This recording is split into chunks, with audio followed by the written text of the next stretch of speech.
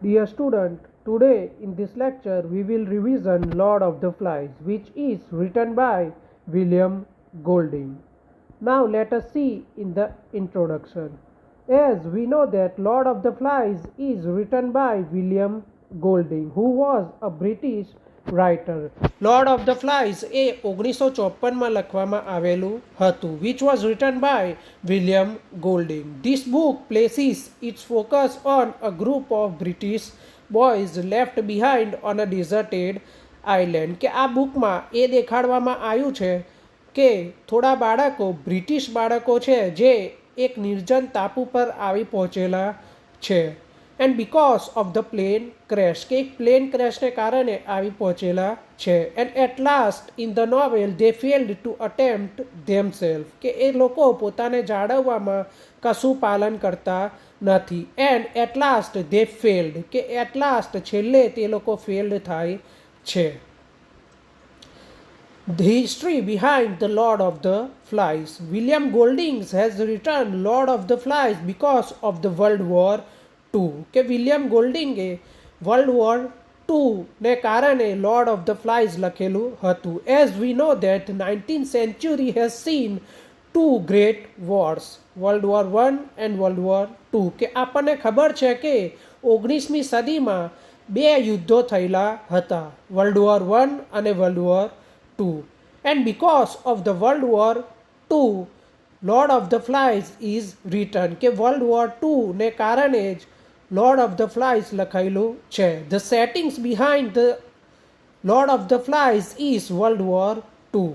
The war has changed the way of people. કે આ વોરે world War 2 એ લોકોને ઘણા બધા લોકોને બદલી નાખેલા હતા. Before World War II, World War I was happened and it was called as the end of the all wars. કે વર્લ્ડ વોર 1 ને એક પ્રકારનો હવે આવું વોર થશે નહીં એવું ગણવામાં આવતું હતું. But World War 2 changed the ideas got wrong કે એક પ્રકારનું વિશ્વયુદ્ધ 2એ ઘણા બધા આઈડિયાઝ ખોટા પડેલા છે તે દેખાડી દીધેલું. And it is described as the war like power of hunger કે એક પ્રકારનો માણસ સત્તાનો જ ભૂખેલો છે કે સત્તાનો જ ભૂખ્યો છે તેવું દેખાડવામાં આવેલું છે. Now let us see the characters or the main characters of Lord of the Flies. There are 6 main characters. Number 1, Ralph, Piggy, Jack, Roger, Simon, Sam and Andre. 6 મુખ્ય પાત્રો ગણવામાં આવેલા છે. In the starting of the novel there are 2 groups decided. કે starting જ થાય છે ત્યારથી 2 ગ્રુપ પાડી દેવામાં આવે છે. એક બાજુ Ralph and piggy and second side is Jack and Roger. Ralph is selected as a leader કે રાલ્ફને લીડર સિલેક્ટ કરવામાં આવે છે, જ્યારે પીગી છે તેને અસ્થમાની બીમારી છે. Who is selected as the scientist કે તે સાયન્ટિસ્ટ તરીકે સિલેક્શન કરવામાં આવે છે. On the other side Jack is selected as the leader of the hunter group કે જેકને એક પ્રકારનો શિકારી તરીકેનું કામ આપવામાં આવે છે.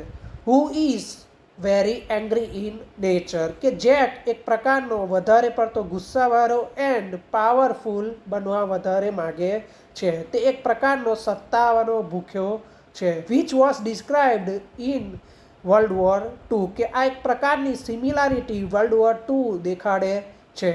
Roger is the group of hunter group કે એક પ્રકારનો રોજર એ હન્ટર ગ્રુપ બાજુ જ છે. On the other side Simon and Sam and and Eric are known other side કે આ બે Simon and Sam and and Eric એ કોઈ બાજુ એકે ગ્રુપ બાજુ છે નહીં. In the starting of the novel some selections are done કે જ્યારે સ્ટોરી સ્ટાર્ટ થાય છે ત્યારે જ એક પ્રકારનું સિલેક્શન કરવામાં આવે છે. Now let us see the story. In the heat of World War 2 a plane is crashed કે જ્યારે સ્ટોરી સ્ટાર્ટ થાય છે ત્યારે જ એક પ્લેન ક્રેશ થઈ જાય છે. And the plane crashes and falls into a deserted island કે આ પ્લેન છે એક ડેઝર્ટેડ આઇલેન્ડ પર પહોંચી જાય છે વિધાઉટ એની એલ્ડર કે આ ટાપુ પર કોઈ વ્યક્તિ રહેતું નથી. And the boys has to decide and to survive themselves, કે હવે બાળકોએ જાતે જ સર્વાઈવ કરવાનું છે અને જીવવાનું છે. And because of that reason, અને આ જ કારણે the boys selected the leader as Ralph who is 12 years old. અને સૌ પ્રથમ રાલ્ફને એક પ્રકારનો લીડર ચૂઝ કરવામાં આવે છે જે ખાલી ઓનલી 12 years ઓલ્ડ છે, કે જે 12 વર્ષનો જ છે. નાવ લુક એટ ધ સિચ્યુએશન, કે આપણે જોવા જઈએ તો સૌથી મોટો વ્યક્તિ અહીં રાલ્ફ જ છે, એટલે કે બધાની ઉંમર 12 વર્ષથી નીચી જ છે. સૌથી મોટો એ રાલ્ફ છે, and who is 12 years old. Now in introduction we can see that the plane is crashed and all are in deserted island and Ralph is selected as a leader, કે રાલ્ફને લીડર તરીકેનું selection થાય છે. Now Ralph is leader and he gives some signs, કે Ralph એક પ્રકારનો leader તો choose કરવામાં આવે છે પણ તે ઘણી ખરી વસ્તુઓ પણ નક્કી કરે છે. The selections are decide. Ralph insist on making a smoke signal, કે પહેલું તો રાલ્ફ સ્મોક સિગ્નલ આપવાનું કહે છે. 24/7 સ્મોક સિગ્નલ્સ, કે જેનાથી ખબર પડે કે અહીં someone is living in this island, કે અહીં કોઈ વ્યક્તિ રહે છે. And to save themselves, so someone has to give 24/7 smoke signal and this job is given to the twins brother, કે આ જોબ એ ટ્વિન બ્રધર્સને આપવામાં આવે છે. therefore he suggests that the group be divided into subgroups, અને આ ગ્રુપ્સના સબગ્રુપ્સ પાડવામાં આવે છે.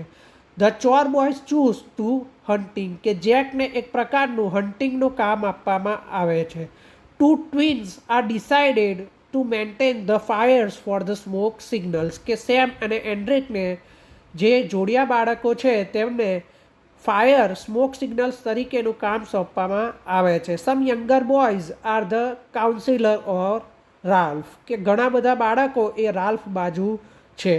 They select a scientific thinker known as Piggy, કે પીગીને સાયન્ટિસ્ટ તરીકેનું કામ આપવામાં આવે છે. And other Simon as the spiritual boy, કે સિમોનને સ્પિરિચ્યુઅલ બોય તરીકેનું આપવામાં આવે છે. Now as we know that the group is divided into subgroup, આપણને ખબર પડી ગયેલી છે કે રાલ્ફ ઇઝ અ લીડર, કે રાલ્ફ એક પ્રકારનો લીડર સિલેક્ટ કરવામાં આવે છે. And he decide some specific reasons and some signals, કે એક પ્રકારના સિગ્નલ્સ આપવાનું કહે છે. અને hunting, smoke signals, scientific thinker, એ બધું જ all are decided by Ralph, કે આ બધું ડિસિઝન રાલ્ફે જ કરેલું છે.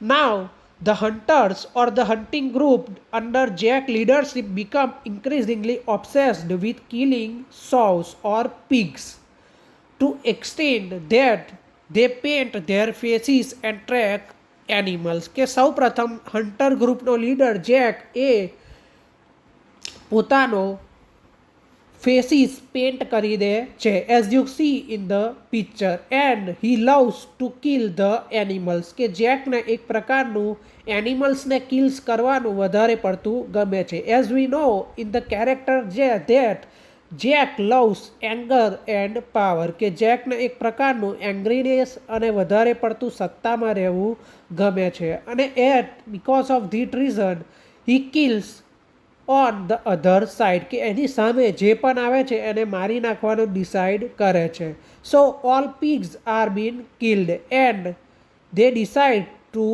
eat them. All the other boys started fearing about supposed to have the beast, કે આટલા બધા પિગ્સને મરેલા જોઈને ઘણા બધા બાળકો ઓલ આર ફિયર, કે ઘણા બધા છે તે બી જાય છે, ફિયરફુલ થઈ જાય છે. These fears are compounded by landing of a dead man with a parachute, કે આ એક પ્રકારનો ફિયર વધી જાય છે જ્યારે એક પ્રકારની ડેડ બોડી જોવે છે, કે એક પ્રકારની ડેડ બોડી જોવામાં આવે છે. And the fear is very ઇન્ક્રીઝિંગલી on this boys કે આ બાળકોમાં ધીરે ને ધીરે ફિયર વધતો જાય છે.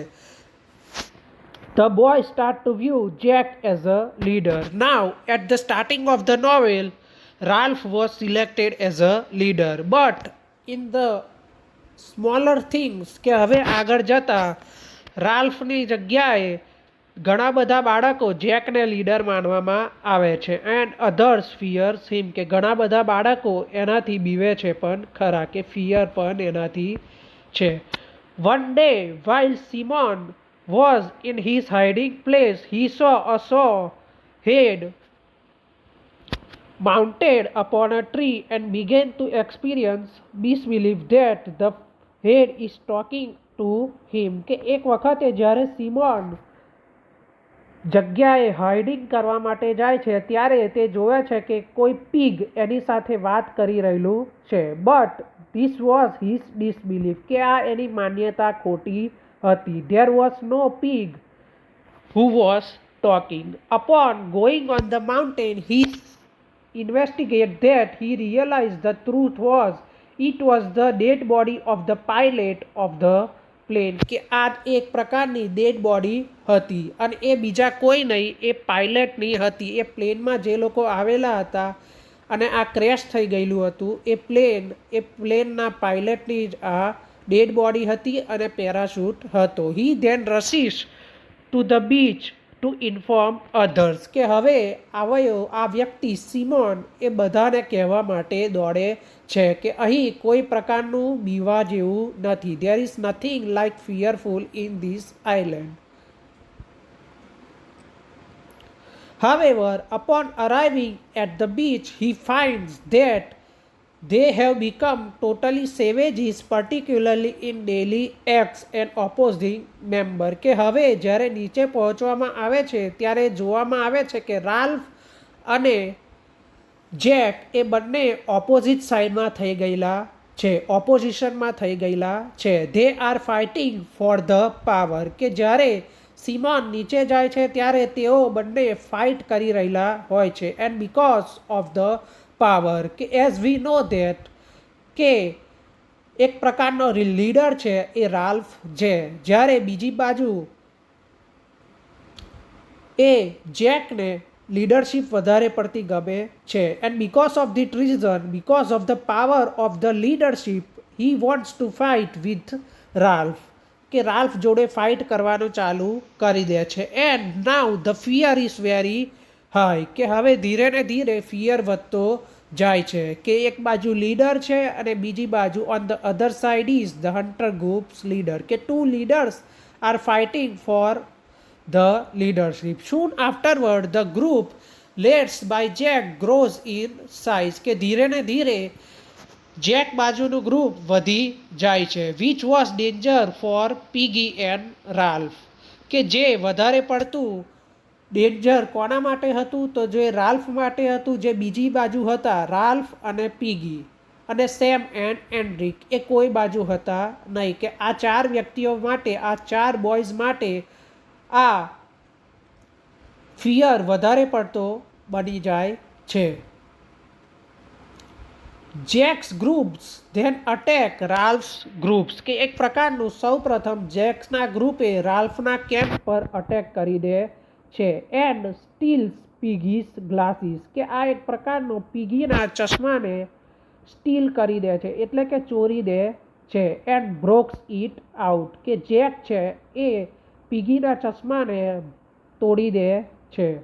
When Ralph tries to get them back કે જ્યારે રાલ્ફ એક પ્રકારનો એ વખતે ચશ્માને પાછા લેવા માટે જાય છે, ગ્લાસીસને પાછા લેવા માટે જાય છે, the group of Jack attacks and kill piggy કે ગ્રુપ છે એ આખું અટેક કરી દે છે કે જેકનો ગ્રુપ છે એ આખું પીગીને અટેક કરી દે છે. And at last Piggy is died and injured Ralph કે રાલ્ફને છે તેને ઇન્જરી થાય છે અને પીગી એક પ્રકારે ડેથ થઈ જાય છે.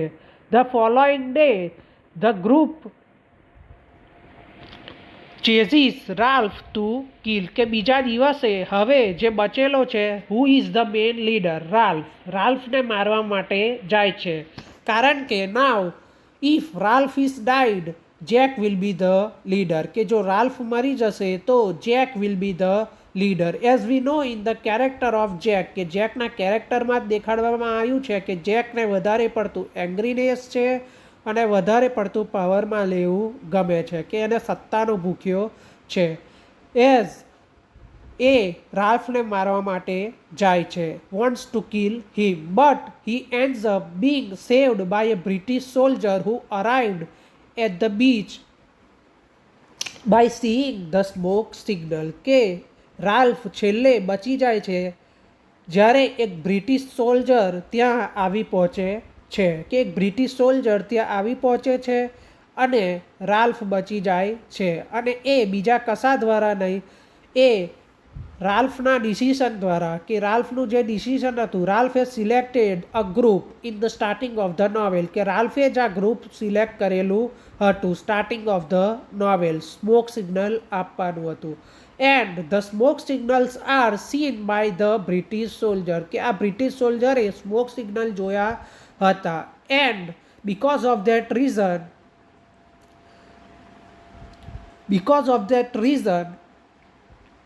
સ્મોક સિગ્નલ્સને કારણે રાલ્ફ બચી જાય છે. So the leader and all were saved comfortably, but in the end of the novel Piggy is found dead, કે પીગી મરી ગયેલો છે.